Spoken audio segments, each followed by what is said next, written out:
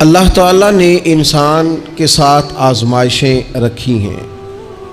جس طرح اللہ تعالیٰ کی طرف سے ملنے والی نعمتوں کو قبول کرتا ہے، اسی طرح اس کی طرف سے آنے والی آزمائشوں کو بھی کھلے دل سے اسے قبول کرنا چاہیے۔ اور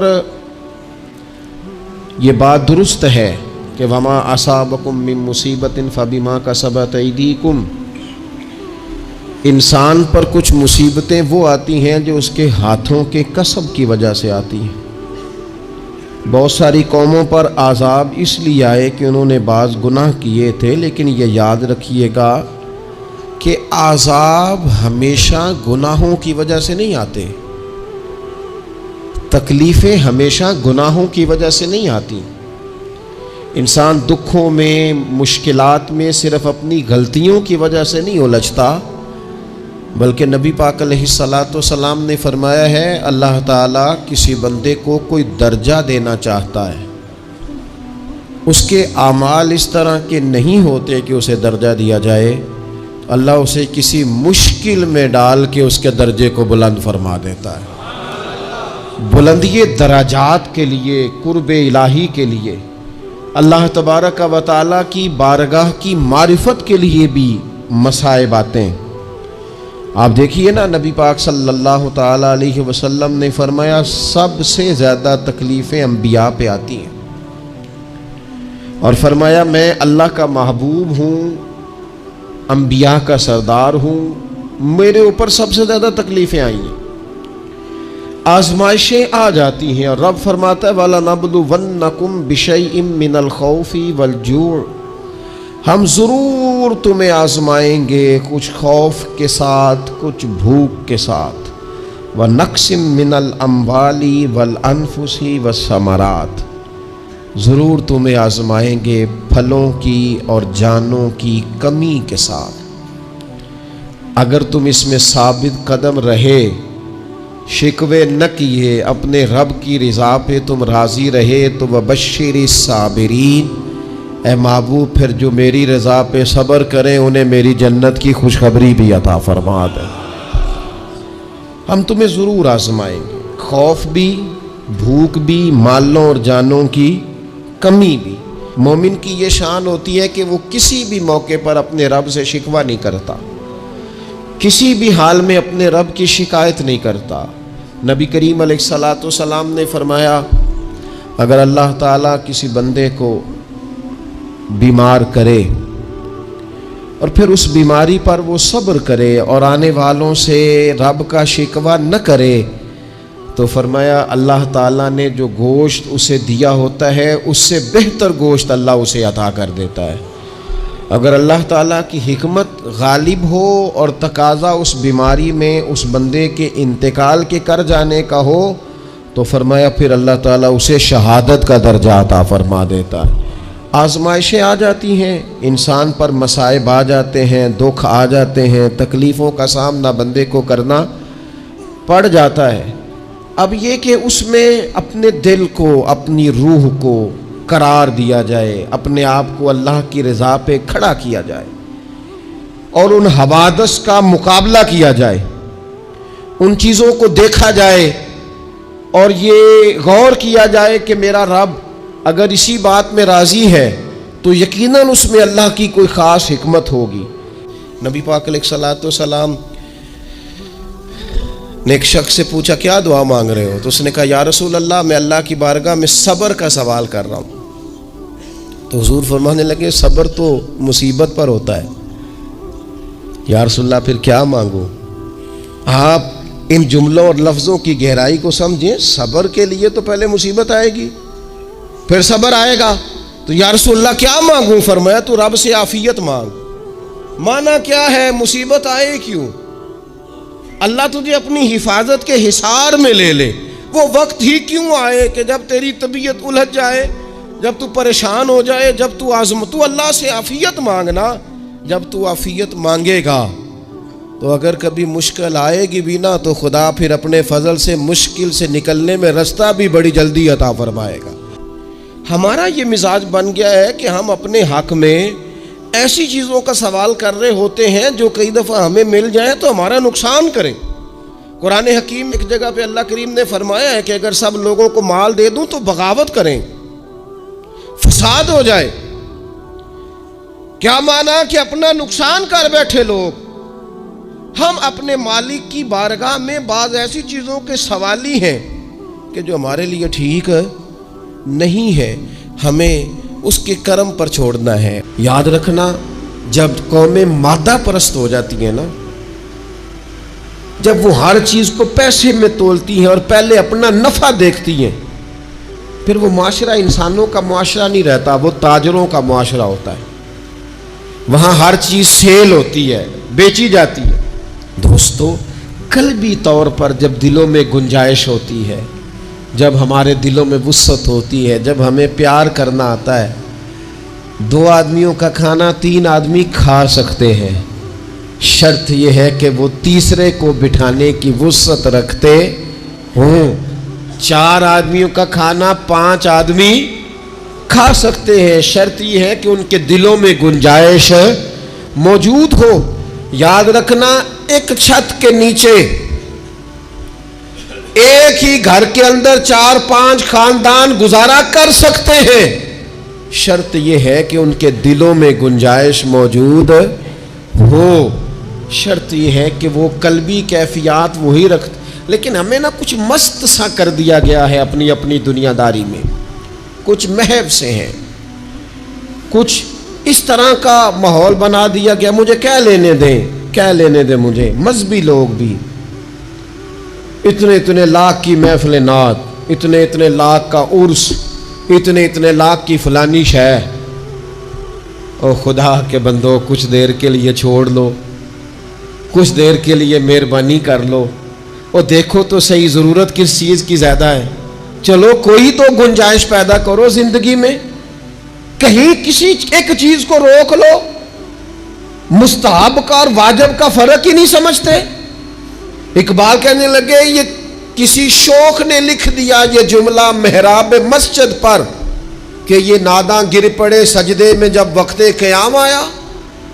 وقت تو قیام کا تھا، تم سجدوں میں ہو، اٹھنے کا ٹائم تھا، لوگوں کی مدد کرنے کا وقت تھا، اور تم ابھی بھی اپنے ختمات شریف میں الجھے ہوئے ہو۔ کل 10واں چہلم مستحب ہے، 2 آدمی بیٹھ کے ختم دلا لیں، ہو جاتا ہے۔ یہ باقی کا لاکھوں روپے کا مال ان جگہوں پہ پہنچایا جائے جہاں ضرورت ہے۔ محفل نعت آپ کے محلے کا نوجوان بھی نعت پڑھ سکتا ہے، مقامی خطیب کو بھی تقریر آتی ہے، ہر جمعے کرتا ہے، اور بڑے کام ہے کرنے والے، لیکن وہ بس ٹھیک ہے، ہم جہاں لگ گئے وہاں سے ہلنے کو تیار ہی نہیں۔ ایک مخصوص سا مزاج بنا لیا، اس سے باہر آنا ہی نہیں چاہتے، پسند ہی نہیں کرتے۔ تو اپنی زندگی کے اندر وسعت پیدا کریں، اپنے دل میں وسعت پیدا کریں۔ قحط حضرت عمر کے زمانے میں بھی آ گیا تھا، بڑی مشکلات کا سامنا کرنا پڑا۔ تو ان مصائب میں انسان کو تھوڑا سا پہلے تو ہمت کرنی ہے، پھر اس میں کرنے کا جو کام ہے وہ یہ ہے کہ سب سے پہلا کام تو یہ ہے کہ اپنے رب کی بارگاہ میں کھل کے دعا مانگی جائے، اللہ تبارک و تعالیٰ کے حضور التجائیں کی جائیں، دعائیں کی جائیں، رب کریم کو منایا جائے۔ حضرت عمر فاروق رضی اللہ تعالیٰ عنہ کے زمانے میں جب قحط آیا تھا تو حضرت عمر نبی پاک علیہ السلام کے چچا کو حضرت عباس رضی اللہ تعالیٰ عنہ کو لے کے میدان میں نکلے تھے، اور کیا خوبصورت لفظ انہوں نے ترتیب دیے تھے، عرض کرتے تھے، مالک پہلے ہم تیری بارگاہ میں محبوب پاک کو لے کے آیا کرتے تھے، آج محبوب نے ظاہری وصال کیا ہے تو تیرے محبوب کے چچا کو لے کے آئے ہیں، تو اے اللہ تو مہربانی فرما، اپنے محبوب کے چچا کا صدقہ ہمیں بارش عطا فرما۔ تو بس حضرت عمر نے وہ دعا مانگی، حضرت عباس کو وسیلہ بنایا تو اللہ نے بارش عطا فرما دی۔ اچھا، پھر یہ دونوں چیزیں ہمیں حدیث صحیح میں ملتی ہیں۔ ایک نوجوان نے، ایک شخص نے آ کے حضور کی بارگاہ میں عرض کی، یا رسول اللہ بارش نہیں ہوتی، دعا کر دیں، تو نبی پاک نے ہاتھ اٹھائے دعا کے لیے، اتنے ہاتھ بلند کیے کہ بغلوں کی سفیدی نظر آنے لگی۔ وہ کہتے ہیں ابھی محبوب کے دستے مبارک پوری طرح چہرے پر پھرے نہیں تھے کہ اللہ نے بارش عطا کر دی۔ پھر پورا ہفتہ بارش ہوتی رہی تو لوگوں کو اب بارش کی کثرت کی وجہ سے بعض مسائل بننے لگے تو وہ پھر حاضر ہوئے، عرض کی یا رسول اللہ دعا فرما دیں، اب تو کچھ مشکلات بڑھنے لگی ہیں۔ تو حضور نے پھر ہاتھ اٹھائے کہ اے اللہ اپنا فضل نصیب فرما، مہربانی فرما۔ کبھی بارش کی ضرورت ہوتی ہے اور کبھی بارشوں کا کثرت سے ہونا وہ تکلیف کا باعث ہو جاتا ہے بعض جگہوں پر۔ تو کہتے ہیں پھر حضور نے دعا فرمائی، ابھی چہرے پہ ہاتھ نہیں پھیرے تھے کہ مدینہ منورہ میں بارش ختم ہو گئی۔ تو سب سے پہلا اور ضروری کام ہمارا آج مزاج بن گیا ہے کہ ہم تبصرے کرتے ہیں، سیاست کرتے ہیں، اس پر بیٹھ کر اب ایک اور دور آ گیا ہے، ویڈیو بناتے ہیں، موبائل چلاتے ہیں، جو کہ بہت بڑا امتحان ہے ہمارے لیے کہ صرف 20 منٹ موبائل کو ہاتھ نہ لگائیں، بہت بڑا امتحان ہے۔ ہو سکتا ہے بہت سارے لوگ بڑی تکلیف میں آ جائیں کہ پورے 20 منٹ گزر گئے، اس پہ ویڈیو بنائیں گے، اس پہ کومنٹس کریں گے، اس پہ یہ کام ہم کرتے ہیں۔ حالانکہ اگر کوئی ایسی مشکل آ جائے تو شریعت نے ہمیں یہ سبق دیا ہے کہ پہلے دعا، پہلے اللہ کی بارگاہ میں حاضری۔ اکبر الہ آبادی نے کہا تھا کہ مصیبت میں بھی اب یاد خدا ہم کو نہیں آتی، دعا منہ سے نہ نکلی، جیبوں سے عرضیاں ہی نکلی۔ ہم محکموں میں درخواستیں دیتے ہیں لیکن دعا کی طرف بڑھتے بڑا خوبصورت کام ہے۔ سب سے پہلے تو یہ کریں کہ وہ جو ہمارے بھائی تکلیف میں ہیں، مجبوری میں ہیں، ان کے لیے اپنے رب کی بارگاہ میں عرض کریں کہ مالک، قدرتوں کا مالک تو تو ہے، ہر چیز تو تیرے دست کرم میں ہے، اور تو کریم اتنا ہے کہ بندوں پہ تو غضب نہیں زیادہ فرماتا، رحمت ہی زیادہ فرماتا ہے، اور تیری رحمت تیرے غضب پر غلبہ رکھتی ہے، اس لیے مالک تو کرم فرما، اور یہ جو لوگ ہیں تو انہیں اپنے فضل سے ہی آسانی عطا فرما تاکہ اس مشکل سے نکل آئیں۔ جن دنوں قحط آیا تھا نا مکہ مکرمہ مدینہ طیبہ میں حضرت عمر کے زمانے میں، تو حضرت عمر فاروق فرماتے ہیں میں نے بغیر گھی کے کبھی کھانا نہیں کھایا تھا، لیکن میں نے قسم اٹھا لی تھی کہ جب تک سب لوگوں کو راشن کھانا میسر نہیں آتا میں بھی گھی نہیں کھاؤں گا۔ یہ جو اضافی اخراجات ہیں، ایڈوانس گاڑیاں بک کرانا، نئے ماڈل کے موبائل خریدنا، یہ جو ہمارے صرف ناز نخرے ہیں، صرف ان کو تھوڑا سا کلوز کر لو۔ عجیب بات ہے نا، عجیب ظلم ہے نا کہ ایک بچہ رات کو اس لیے کھانا نہیں کھا رہا کہ اس کی مرضی کا پکا ہوا نہیں، اور ایک طرف میرے ہی وطن میں اس ویڈیو نے بھی میری چیخیں نکلوا دی جس میں ایک بیٹی، اور اس کی عمر بھی بالکل اتنی ہے جتنی میری بیٹی کی عمر ہے، اس سے وہ صحافی پوچھتا ہے، پاؤں اس کے ننگے ہیں اور پاؤں پہ کیڑے چڑھ رہے ہیں، تو اس سے پوچھتا ہے پتر کیا چاہیے؟ وہ کہتی ہے صرف روٹی کھانی ہے، کوئی مطالبہ نہیں، کوئی مطالبہ نہیں، روٹی دا دکھ نہ پوچھو، یہ روٹی بندہ کھا جاندی جی، روٹی بندہ کھا جاندی۔ اللہ کریم نے فرمایا وَتَعَاوَنُوا عَلَى الْبِرِّ وَالتَّقْوَى، جب تقوی اور پرہیزگاری کا معاملہ ہو تو ایک دوسرے کے ساتھ تعاون کرو، ایک دوسرے کے ساتھ تعاون کرو، ایک دوسرے کا آگے بڑھ کے بازو تھامو، خیر کے کاموں میں ایک دوسرے کی مدد کرو، آگے نکلو۔ ہو جاتا ہے کبھی کبھی ایسا کہ ایک بھائی کے پاس بہت زیادہ مال ہوتا ہے، دوسرے کے پاس کم ہوتا ہے، اور نبی پاک صلی اللہ تعالی علیہ وسلم نے ارشاد فرمایا کہ یاد رکھنا اللہ تبارک و تعالی اتنی دیر تک تمہاری مدد کرتا ہے جب تک تم اپنے بھائی کی مدد کرتے رہتے ہو، اللہ تمہارا مددگار رہتا ہے۔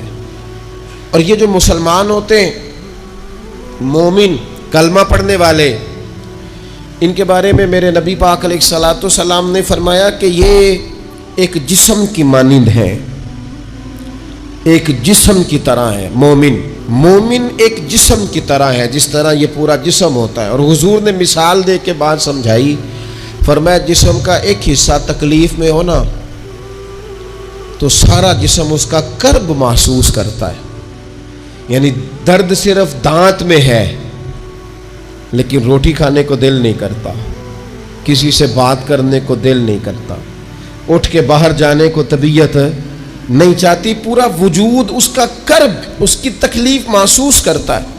فرمایا جس طرح ایک جسم کے ایک حصے کو تکلیف ہو، آپ مجھے بتائیے نا، آپ کے دانت میں تکلیف ہے تو کیا کبھی آپ کے دماغ نے کہا ہے کہ ڈاکٹر کے پاس نہیں جانا؟ پیروں نے کہا ہے میں نے نہیں چل کے جانا، یہ تو مسئلہ صرف اور صرف دانت کا ہے، دانت جانے، اس کا کام جانے؟ ایسا ہوتا نہیں۔ دانت میں تکلیف ہوتی ہے تو ذہن منصوبہ بندی کرتا ہے، وہ کہتا ہے یار یہ پتہ کرو دانت کا ڈاکٹر کہاں بیٹھتا ہے، پھر آپ کی زبان ہلتی ہے، معلومات کرتی ہے، پھر آپ کے پیر چل کے وہاں جاتے، اور پھر آپ اپنے دل سے ما فی ضمیر وہاں بیان کرتے، پھر آپ اپنا کمایا ہوا سرمایہ خرچ کرتے ہیں۔ بھئی ایک دانت کو تکلیف ہے تو رہنے دو، سارے جسم کو کام میں کیوں لگایا ہے؟ تو معنی یہ ہے کہ جب جسم کا ایک حصہ تکلیف میں ہو، باقی سارے سپورٹ کرتے ہیں تاکہ وہ ٹھیک ہو جائے۔ تو حضور نے فرمایا میرے سارے مومن ایک جسم کی طرح ہیں۔ سارے مکے سے ہجرت کر کے مدینے آئے، گھر بار پیچھے رہ گئے، جائیدادیں پیچھے رہ گئیں، کاروبار پیچھے رہ گئے، حضور نے فرمایا تم بھائی ہو۔ لیکن وہ صحابہ تھے نا، انہوں نے بھائی بھائی اپنے آپ کو صرف تقریروں میں نہیں سمجھا تھا، انہوں نے اپنے آپ کو بھائی بھائی صرف محفلوں کے نعروں میں نہیں سمجھا تھا، انہوں نے اپنے آپ کو بھائی بھائی صرف ادیب شاعر کی شاعری میں نہیں سمجھا تھا، وہ من سے ان کی آوازیں آتی تھی ہم سچ مچ کے بھائی ہیں، انہوں نے طے کر لیا تھا کہ ہم بھائی ہیں۔ لہذا جب حضور نے کہا نا آپ تمہارے بھائی وہاں سے ہجرت کر کے آئے ہیں تو ان کی مدد کرو، تو پھر انہوں نے صحیح والا بھائی سمجھا، دھاگا رکھ کے اپنا گھر تقسیم کر کے آدھا اپنے بھائی کو دیا، کاروبار بانٹ کے اپنے بھائی کو دیا، جس کے پاس 4 اونٹ تھے اس نے 2 اپنے بھائی کو دے دیے، چلتے کاروباروں میں بھائیوں کو شریک بنا لیا۔ انہوں نے انہیں اس طرح کر کے رکھا کہ پھر وہ جو مہاجر تھے وہ مہاجر رہے ہی نہیں، انہیں یوں لگا کہ ہم تو ایک گھر سے اپنے دوسرے گھر میں شفٹ ہوئے، انہیں کسی جگہ بھی کوئی تکلیف نہیں آئی۔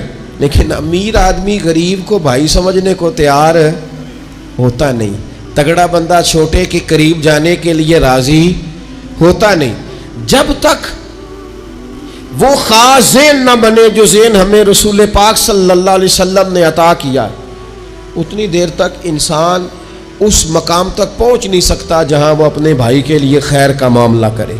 تو ایک تو یہ کہ ہمیں آگے بڑھنا چاہیے، ان لوگوں کو اپنا بھائی جاننا چاہیے۔ چوتھی بات، اسلام کے اندر نا ہر ذی روح کے ساتھ نیکی کرنے کا اجر ہے، ہر تر جگر والے کے ساتھ نیکی کرنے کا ثواب ہے۔ اسلام کے اندر جو تر جگر رکھتا ہے، جس کے وجود میں روح ہے، اس سے نیکی کریں اجر ملے گا، صحیح حدیث میں موجود ہے نا۔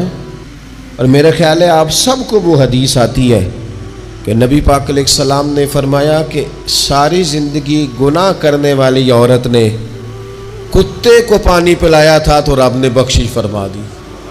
کتا حلال جانور بھی نہیں، کتے کو پانی پلایا، ساری زندگی کے گناہ تھے، اللہ نے معاف کر دیا۔ کوئی بھی تر جگر والا ہو، آپ مجھے بتائیے ایک کتے کو پانی پلانے سے رب معاف کرتا ہے، تو اگر وہ کسی انسان کی خدمت کرے، اور نرا انسان نہیں مسلمان، اور نرا مسلمان نہیں مدینے والے کا غلام، رسول اللہ کا کلمہ پڑھنے والا، اس کے ساتھ نیکی کرنے سے اللہ کتنا اجر عطا فرمائے گا۔ تو عزیز بھائی، مخلوق خدا سے جب لوگ پیار کرتے ہیں، جب لوگ محبت کرتے ہیں، اور جب ہمارے دل نرم، ہمیں نا مادہ پرست بنایا گیا ہے کچھ عرصے سے، ہمارا ذہن بنا دیا ہے، اور یہ ڈھیر سارے لوگ ہیں جو تقسیم کرتے ہیں ذہنوں کو، ڈھیر سارے لوگ، اس میں بعض مذہبی لوگ بھی شامل ہیں الا ماشاءاللہ، جو ذہن تقسیم کرتے ہیں، چھوٹی چھوٹی اپنے لالچ کے لیے لوگوں کو ایک دوسرے سے دور کرتے ہیں۔ یہ تقسیم کار ہمارا عام حصہ ہے، عام جز ہے۔ یاد رکھیں جب بندہ کسی کے بچوں کا سوچتا ہے تو اللہ اس کے بچوں پر فضل فرماتا ہے، جب انسان کسی کا گھر آباد کرتا ہے رب اس کا گھر آباد کرتا ہے۔ حضرت ابوبکر صدیق فرمایا کرتے تھے تو اللہ کے دین کی خدمت میں لگ جا، تیرا ذاتی کوئی کام رب رکنے نہیں دے گا۔ وہ سارے تیرے کام ہوتے رہیں. ہم کیا سمجھتے ہیں کہ تگڑی تقریروں سے لوگوں کو قریب کر لیں گے؟ کہ ہم کیا سمجھتے ہیں کہ بڑے بڑے پوسٹر لگائیں گے محفلوں کے تو لوگوں کو؟ ہم کیا سمجھتے ہیں حساب صرف نمازوں کا ہونا ہے؟ ہم کیا سمجھتے ہیں کہ حساب صرف ہم سے سجدوں کے بارے میں پوچھا جائے گا؟ یہ بھی سوال ہوگا. یہ بھی صحیح بخاری مسلم میں موجود ہے, صحیح حدیث میں موجود ہے کہ رب فرمائے گا او بندے میں بھوکا تھا تو نے مجھے روٹی نہیں کھلائی, میں پیاسا تھا تو نے پانی نہیں پلایا, کپڑوں کی حاجت تھی تو لے کے نہیں آیا, میں بیمار تھا تو نے تیمارداری نہیں کری. مالک تو کھانے سے پاک, پینے سے پاک, پہننے سے پاک, بیماری سے پاک. تو رب کریم فرمائے گا وہ جو تیرے پڑوس میں بندہ بیمار تھا تو میں ہی تو تھا نا, وہ جو تیرے پڑوس میں آدمی بھوکا تھا تو بندہ تو میرا ہی تھا نا, وہ جو تیرے دائیں بائیں لوگوں کو حاجت تھی تو وہ میرے ہی بندے تھے. خدا کے بندے تو ہیں ہزاروں, بنوں میں پھرتے ہیں مارے مارے, میں اس کا بندہ بنوں گا جس کو خدا کے بندوں سے پیار ہوگا. کچھ نہ تھوڑا سا اپنے دلوں میں وہ کیا بات کی تھی ساگر نے, اس نے کہا تھا کہ یہی ہے ذوق عبادت کی انتہا ساگر, او غم حیات کے ماروں کا احترام کرو. یہ جو غم حیات کے مارے ہیں ان کا احترام کرو. 100 گھر تھا مدینہ شریف میں, امام ابو نعیم نے اس کو لکھا ہے. ہمارے ہاں بھی لوگ افطاری کراتے ہیں, سیاسی افطاری رمضان میں, سیاسی افطاریاں جن سے ہمیں کام نہیں پڑتا, جن سے ہمیں کل کو کام نکلوانا ہو تو ان کی روٹی پکائی جاتی ہے. سیاسی ولیمے, سیاسی دعوتیں, سیاسی لوگوں کے اجتماعات, VIP کے لنگر, یہ ہمارا کلچر بن گیا ہے, یہ ہمارا مزاج بن گیا ہے. اور نبی پاک علیہ السلام نے فرمایا لعنت اس دعوت پر جس میں امیروں کو بلایا جائے اور غریبوں کو نظر انداز کیا جائے, وہ تو ملعون دعوت ہے. 100 گھر پورا تھا مدینہ منورہ میں, جس میں 3 وقت کا کھانا, بچوں کے کپڑے, اگر کوئی بیمار ہو جاتا تو دوائیاں, اور دے کون جاتا ہے اللہ ہی بہتر جانتا ہے. ایک نقاب پوش آتا تھا, دروازے پہ دے جاتا تھا, نام پوچھتے تھے تو ناراض ہو جاتا تھا. اور یہ ایک دن کام نہیں ہوا, سالوں یہ کام جاری رہا, پتہ ہی کوئی نہیں کون دے جاتا ہے, کوئی خبر ہی نہیں. پھر اچانک 2-3 دن ہو گئے, وہ لنگر آنا بند ہوا, وہ اخراجات اٹھانے ختم ہوئے. اب لوگ ایک دوسرے سے پوچھنے لگے کہ وہ کھانا تیرے گھر بھی نہیں آیا, تیرے گھر بھی نہیں آیا, پتہ کرو کب سے نہیں آیا, پتہ کرو کب سے نہیں آیا. تو طے ہو گیا, جب لوگوں نے تاریخیں لگانی شروع کی, ایک دوسرے کے ساتھ ملانی شروع کی, تو 18 محرم سے میرے گھر نہیں آیا. ہاں ہمارے ہاں بھی 18 محرم سے نہیں آیا, پتہ کرو, تحقیق کرو. پتہ چلا کہ 18 محرم کو امام زین العابدین کا وصال ہوا ہے. سیدہ پاک کا یہ شہزادہ, امام حسین کا کربلا میں بچ جانے والا یہ جانشین, ایک 100 گھروں میں اور تھوڑی سی آبادی, 100 گھروں میں 2 وقت کھانا, اور اپنے کندھے پہ توڑا رکھ کے, لنگر کی بوری رکھ کے پہنچا کے آتے, اور چہرے پہ نقاب ہوتا. کوئی پوچھتا نام کیا ہے تو ناراض ہو جاتے. 100 گھروں میں کھانا جاتا. ان کے وصال کے بعد جب غسل دیا جا رہا تھا تو موٹے موٹے نشان تھے کمر پہ. لوگوں نے ان کے بیٹے سے پوچھا کہ یہ کیا ہے, تو فرمانے لگے میرے والد اپنے کندھوں پہ تھیلے رکھ کے آخر عمر تک گھروں میں پہنچا کے آتے رہے.